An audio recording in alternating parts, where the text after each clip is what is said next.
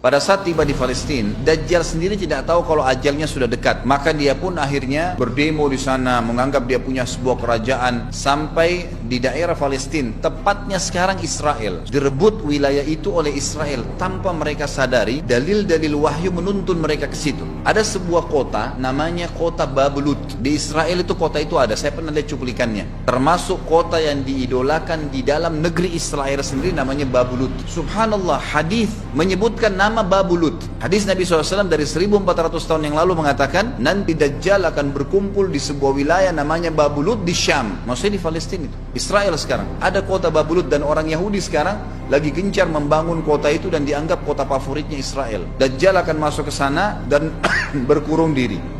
Keluar dari kota Madinah satu orang yang namanya seperti namanya Nabi Muhammad SAW, Muhammad bin Abdullah, dan dia dari turunan Nabi SAW juga. Kata Nabi SAW, akan keluar nanti seseorang dari kota Madinah, dari keturunanku yang namanya seperti namaku, Muhammad bin Abdullah. Juga sama posternya, parasnya seperti aku, sama dengan Nabi SAW, persis alisnya, rambutnya, kulitnya dari turunan Nabi SAW, tapi dari asli kota Madinah. Sebagian ulama hadis mengatakan dari turunan Hasan radhiyallahu anhu ajmain, tapi akhlaknya bukan seperti akhlakku. Tentu tidak mungkin ada orang yang sama dengan akhlak Nabi SAW.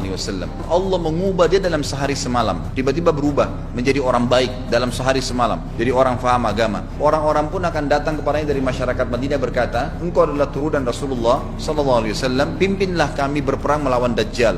Engkau adalah turunan Rasulullah SAW, pimpinlah kami berperang melawan Dajjal. Maka dia pun menolak. Dia menolak awalnya, kemudian dia menuju ke Mekah diikutin dengan 300 orang pertama dari kota Madinah. Sampai di Mekah, setelah selesai dia tawaf, maka seluruh muslimin menunjuknya sambil mengatakan engkau harus memimpin kami. Dan orang ini punya julukan Mahdi, dikenal dengan Imam Mahdi. Inilah tanda-tanda kiamat yang kedua. Setelah Dajjal keluar, buat kerusakan di muka bumi tadi selama 40 hari itu atau setahun lebih. Kemudian keluarlah tanda-tanda kiamat kedua pada saat dia sudah tiba di kota Babulut di Israel. Keluarlah si Mahdi ini. Pada saat dia tiba di Mekah, dibaiatlah oleh banyak kaum muslimin. Tidak disebutkan jumlah pasukannya, maka terbentuklah pasukan jihad yang mengejar Dajjal menuju ke Palestina. Tanda-tanda kiamat besar yang ketiga adalah pada saat pasukan Imam Mahdi dengan pasukan jihad itu tiba di Darul Baydha namanya, kota putih yang ada menara putihnya, dan itu sekarang di negeri Syam, tepatnya di Damaskus, ibu kota Syria. Hadis menyebutkan di menara itulah, di masjid itulah Imam Mahdi mampir sholat asar bersama pasukannya. Pada saat itulah datang tanda-tanda kiamat besar yang ketiga, yaitu turunnya Nabi Isa alaihissalam. Kata Nabi SAW dalam hadis Bukhari, hadis Muslim, hadis Sahih semuanya, dikatakan Isa alaihissalam akan turun sambil memegang kedua sayapnya malaikat, dan dari rambutnya yang basah meneteskan air,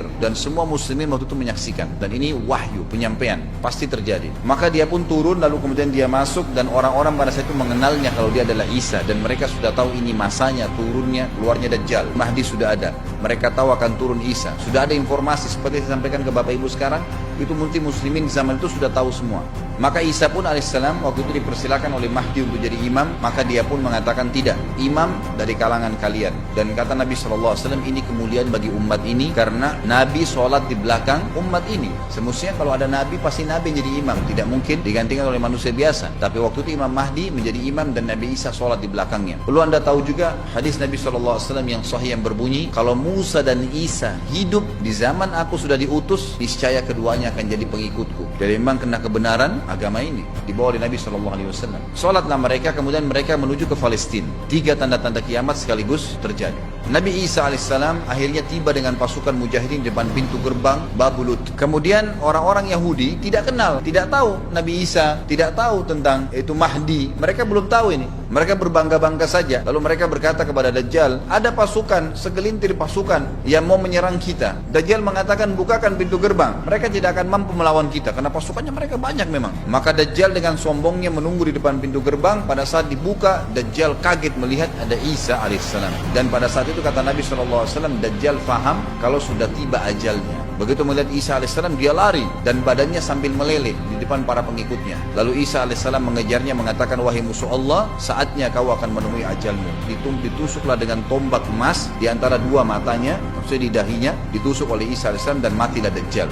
Pada saat Dajjal mati, pengikutnya pada ketakutan semua. Mereka anggap Dajjal Tuhan, mereka anggap Dajjal orang yang perkasa lah, orang yang kebal lah, beragam macam kelebihan. Mereka kaget pada saat mati. Maka seluruh pengikut Dajjal dari kaum Yahudi akan bersebaran sembunyi di bawah batu dan pohon, di atas batu dan di bawah pohon. Semuanya batu dan pohon itu akan berbicara kepada setiap pasukan mujahidin, berkata, wahai muslim, ini Yahudi di atas saya atau di bawah saya. Batu bilang ini Yahudi yang sembunyi, yang pohon mengatakan, wahai muslim, ini Yahudi, bunuhlah dia. Maka dibunuhlah orang-orang Yahudi tersebut yang menjadi pengikut Dajjal oleh kaum muslimin, kecuali satu pohon, namanya pohon Garqad. Dan apakah Bapak Ibu sudah tahu, sekarang pemerintah Israel besar-besaran menanam pohon itu.